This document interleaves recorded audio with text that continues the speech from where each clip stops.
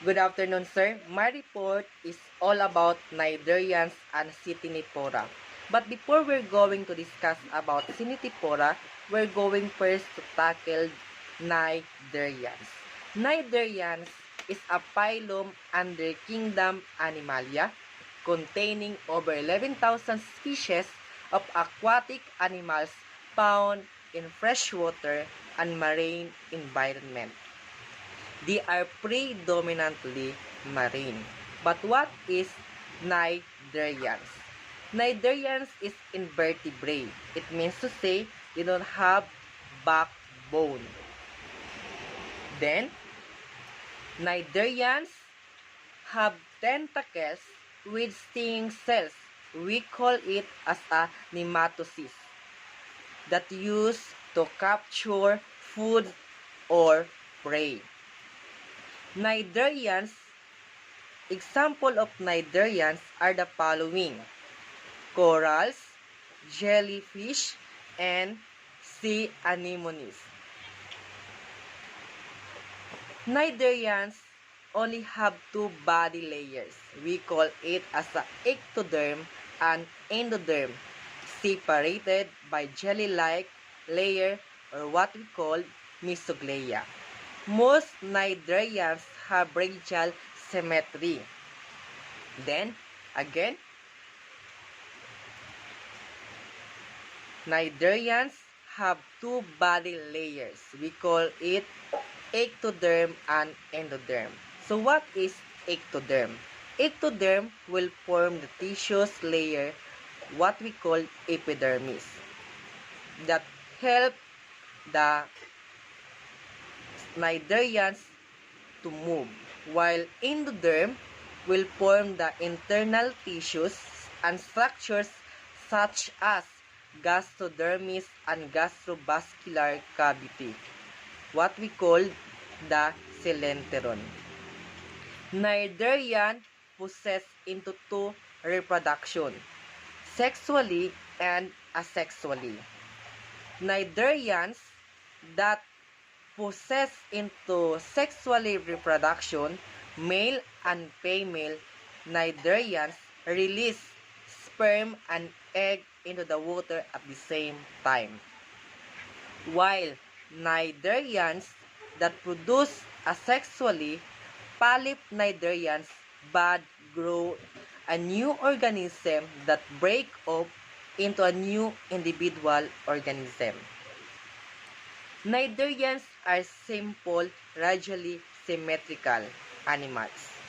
It means that the body is hubbed like a vehicle wheel and tentacles are spokes coming out of it. The cnidarians include the hydroid, jellyfish, anemones, and corals. What are the two types of cnidarians? The two types of cnidarians are the polyp and medusa. The polyp is anchored mouth up. Example of polyp cnidarians is corals. Then, medusa is a free-floating, it means to say mouth down rather. Example of medusa is the jellyfish. Polyp versus medusa. A polyp rather. Polyp has a base shape elongated from with a thin body wall. Then the tentacles pointing up. Then the medusa has a bell shape round from with a thick body wall with tentacles specialized for swimming. Cnidarians anatomy. Cnidarians only one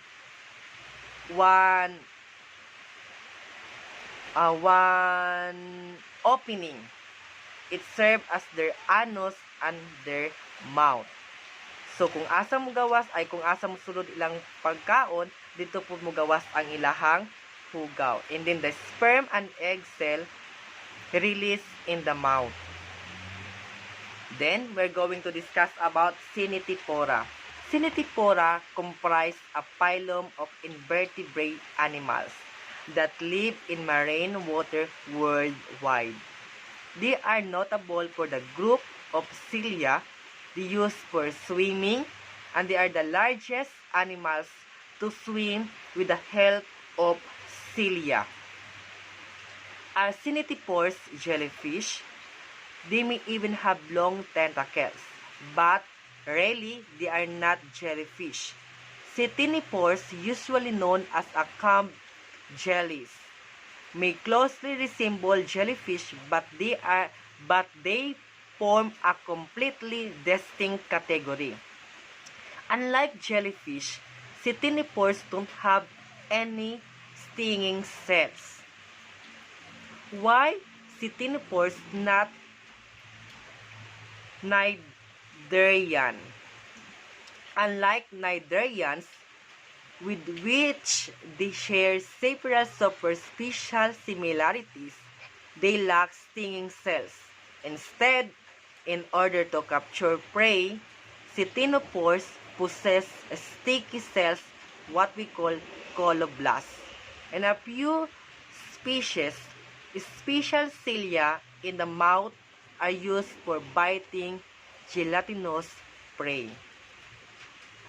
Example of Ctenophora or ctenophores is sea gooseberry. In contrast to the jellyfish, the comb jellies have no poison to paralyze their victims. The sea gooseberry is a hermaphrodite. It means to say it possesses both male and female genital. My research update: Cnidarians as a source of new marine bioactive compounds, an overview of the last decade and future steps for bioprospecting. Published on October 10, 2011.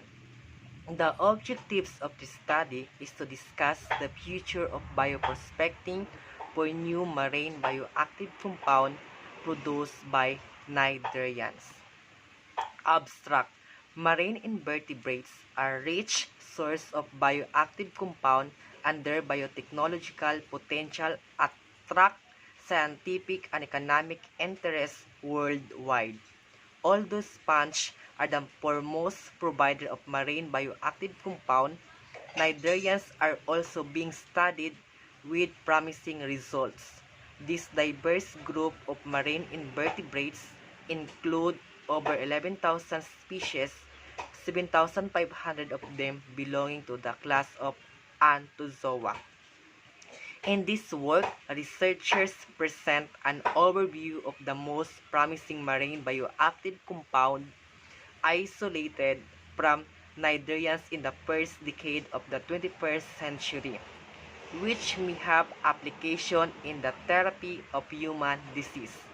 The present study also discusses future perspective for the bioprospecting of new MNP or marine natural product produced by this species group of marine invertebrates. Methodology: the most relevant literature published during the first decade of the 21st century covering MNP was surveyed for the present work. During this period alone, over 2,000 molecules from the Cnidarians were described. In order to focus their study, the researcher addressed only those compounds displaying a high potential for industrial application. They decided to use as a guidelines the values of IC, half maximal inhibitory concentration. Is a qualitative measures which indicate how much of a particular substance inhibitor is needed to inhibit a given biological process of component of a process by half. It is important to highlight that the NCI has renamed the IC to GI in order to emphasize the correlation for cell count at time 0 in cancer cells. In this way, some result on the Qualitative measures are now also presented under these directives. For several years, the bioprotecting cnidarians was commonly limited to habitat that could be readily sampled by researchers, such as swallow coral reefs and the intertidal region. However, with improvement in scuba gear, researchers are now able to dive deeply and longer, allowing them to collect wider range of cnidarian species for the screening of NPS. The growing effort to explore Earth's last frontier, the deep sea, made it possible to start by protecting several unique marine ecosystems that had remained either previously unrecorded or inaccessible to researchers. New cnidarian species, some of them belonging to new genera and probably even new families. Examples are currently being sampled by the deep sea. These findings suggest that many new species are yet to be discovered along deep continental marine and open good perspective for the discovery of new MNP or marine natural products with ongoing survey of the sea fauna.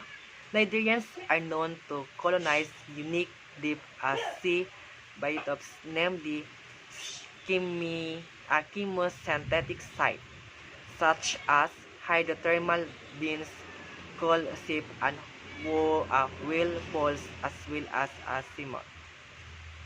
The discovery of a new compound commonly requires only small amount of biomass. However, the production of this compound at scale large enough to fulfill commercial application is still nearly impossible. The intense pressure to find and development for potable molecules for all sorts of industries continues to fuel the bioprotecting of marine invertebrates. Although the phylum Cnidaria or Cnidarian is not the most significantly bioprotecting at present, this review shows that some Cnidarian species uh, species are promising source of marine bioactive compound of medical, economic, and scientific interest.